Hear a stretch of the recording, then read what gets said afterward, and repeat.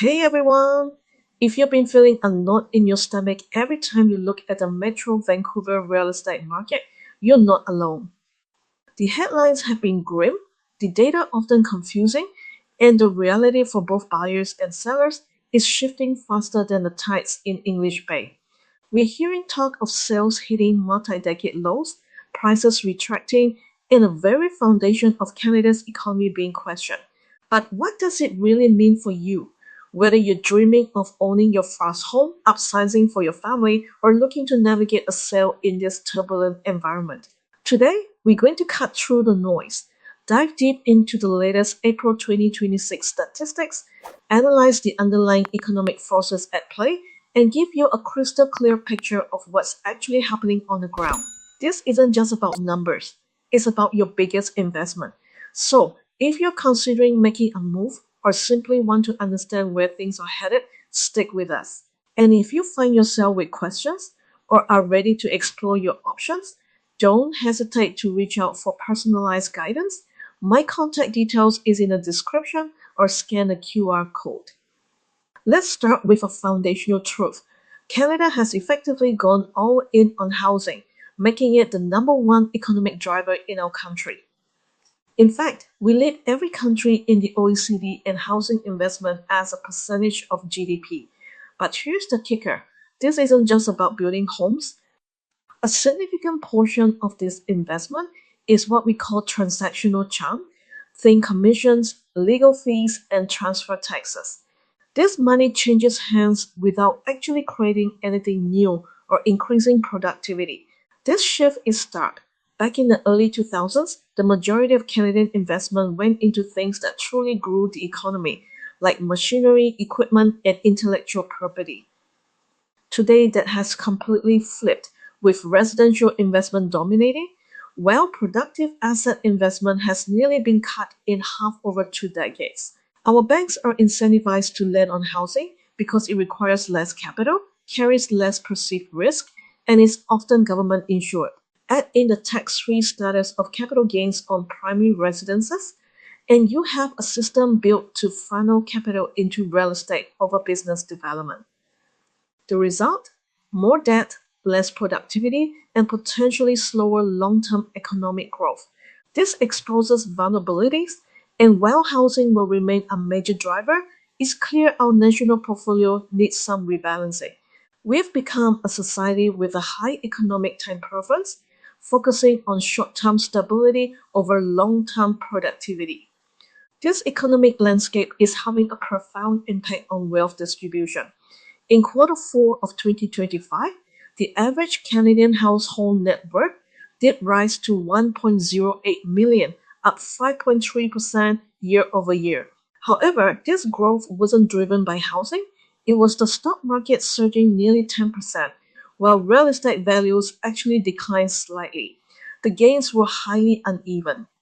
The top 20% of earners saw their net worth climb by over $200,000 in a single year, reaching $3.5 million. Meanwhile, the bottom 40% saw a modest increase of just $1,700, bringing their net worth to just over $80,000. This is not just a gap, it's a widening divide, largely because wealthy households have greater exposure to outperforming financial markets while lower wealth households are more reliant on a softening real estate market. This underscores a crucial point. Housing is no longer the sole driver of wealth creation in Canada, and real estate ownership is becoming increasingly out of reach for the middle class. Looking at the pre-sale market here in Vancouver, it's fair to say it's currently on life support. March 2026 saw only 5 projects launched in the lower mainland, totaling a mere 240 units, that's 76% below the 5-year average of 1,000 units. Even more concerning, the sell-through rate for these new launches was just 17%, over 50% below the long-term average. April was forecasted to have only one launch with just 27 units. Developers are mostly bringing low-rise wood frame condos and townhomes to market, and clearly at radically reduced levels. Concrete high-rise projects are essentially not even trying to launch. Another warning sign for our economy, and one that real estate feels quickly, is the acceleration of business closures.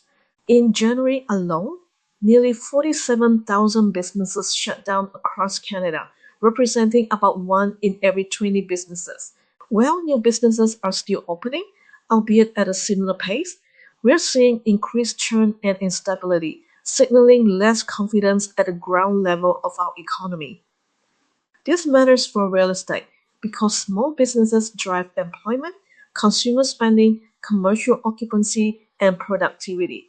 When closures rise, it often leads to softening job security, reduced demand for commercial spaces, and ultimately pressure on housing demand. Canada now has fewer active businesses than it did just 2 years ago, effectively wiping out recent growth. We're also seeing this in the real estate sector itself, with an increasing number of realtors giving up their licenses, meaning there are fewer licensed agents in the lower mainland today than there were 9 years ago. So, with all this happening, who is actually buying homes today in Metro Vancouver? While sales volumes are low, they never go to zero. Last month, over 2,100 homes were sold. A recent white paper from the Rennie Group sheds light on buyer motivations. The number one reason people are buying today is to upsize or upgrade, accounting for 35% of sales. Interestingly, this was as high as 44% in 2023, suggesting the wealth effect was stronger back then. First-time home buyers make up about 23% of sales, nearly 1 in 4. Location changes drive 17% of buyers, perhaps due to job shifts or needing to move closer to work. Downsizers account for 15%. When it comes to specific home features, buyers aged 54 and younger prioritize the number of bedrooms, while those 55 and older overwhelmingly seek private outdoor space. Let's briefly touch on the Bank of Canada's outlook. As of today, there's a 17% chance of a rate hike at the June 10th meeting. Looking to the end of the year, market predictions show a 61% chance of 2 quarter point rate hikes. What's clear is that there's a 0% chance of rates staying where they are today by year end, so planning accordingly is crucial. Now, let's dive into the most recent and in some cases truly ugly Metro Vancouver real estate statistics for April 2026. Home sales volumes are definitely still slow. In April, 2,112 homes were sold, a 5% increase month over month. Yes, sales have increased every month since January, a typical spring market trend. However, sales were 2.5% lower year over year and a significant 23% below the 10-year average. April 2026 recorded the fourth lowest sales volume in history for the month, and outside of 2019 and the pandemic affected April 2020, it was the second slowest April in the last decade. Year to date, we are 10% lower than 2025, which was already the slowest year in 25 years. This puts us on track for potentially the slowest sales volume in 26 years. New listings in April totaled 61,708, a 16% increase month over month. This was a 2.4% decrease year over year, following a 10.3% decrease in March. While we're still 15.5% above the 10-year average for new listings, that number appears to be coming down. The good news is that there were slightly fewer new listings this April compared to April 2025. Total inventory or active listings ended April at 15,600 units, up 7% month over month. While this is 38% above the 10-year average, interestingly, year over year, inventory is actually down 4.5% from 2025. However, when we look at the full picture, total inventory continues to go up overall, with April 2026 seeing more listings than April 2025, which was already historically high. While it's not increasing at the rapid pace seen between 2024 and 2025, it's still rising significantly month over month this year. The sales to active ratio, a key indicator of market balance, currently stands at 13.9% overall, down about half a point month over month. Breaking it down by property type, that detached homes are at 11%, up 1%, townhomes at 16%, under 2%, and apartments at 15% and 1%. Historically, anything below 12% indicates a buyer's market, and above 20% suggests a seller's market, so we're firmly in buyer's territory. The months of inventory, which tells us how long it would take to sell all current listings at the present sales pace, is one of the worst we've seen for April over the last decade. It's worse than both April 2019 and 2025, primarily due to increased inventory and lower sales. However, there's a slight improvement from January 2026, when we saw almost 12 months of inventory, now down to around 8 months. Foreclosures continue their upward trend across all real estate boards. As of April, there are 290 detached foreclosures, 171 attached condos and townhomes, 6 multifamily, and 74 land foreclosures. This totals 547 foreclosures on the market, an increase of 31 from the previous month. With the arrears rate also increasing, we anticipate this trajectory to continue in the coming quarters. Days on market, the average time it takes to sell a home, is down 1 day to 19 days. However, with many properties sitting on the market much longer, it highlights a disconnect between asking prices and what buyers are willing to pay. And finally, prices. The Home Price Index HPI dropped by $6,300 or 0.6% in April, marking the 12th price decline in the last 13 months.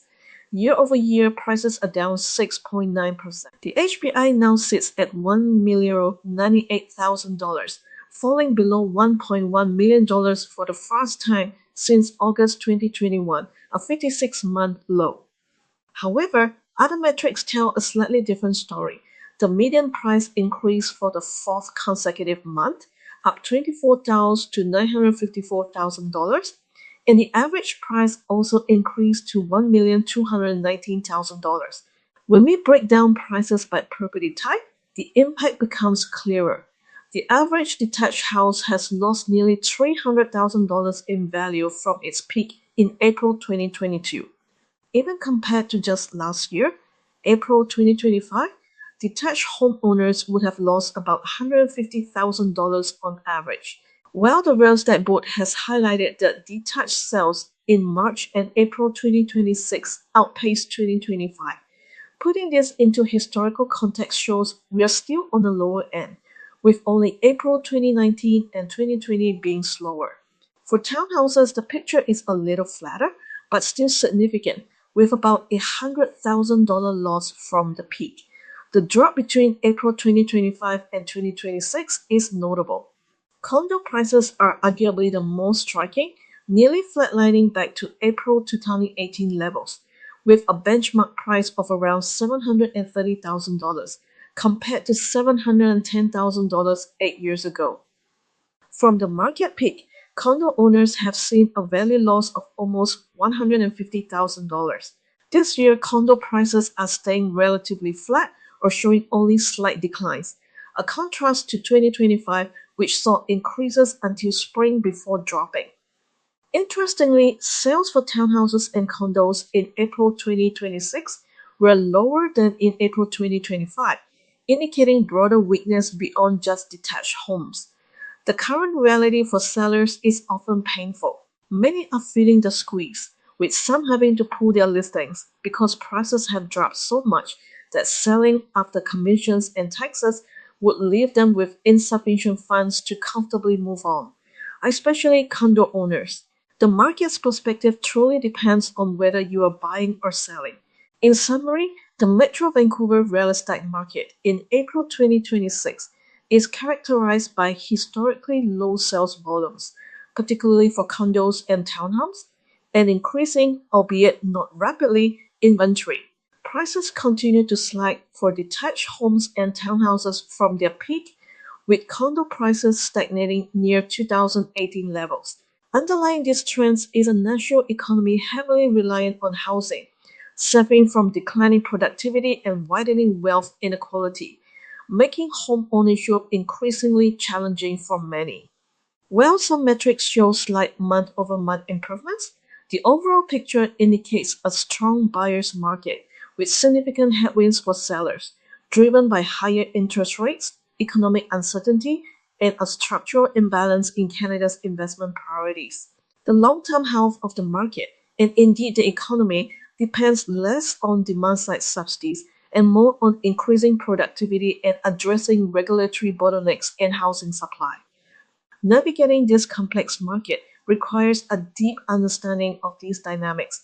Whether you're looking to capitalize on current opportunities as a buyer or strategize for the best possible outcome as a seller, having expert guidance is more crucial than ever.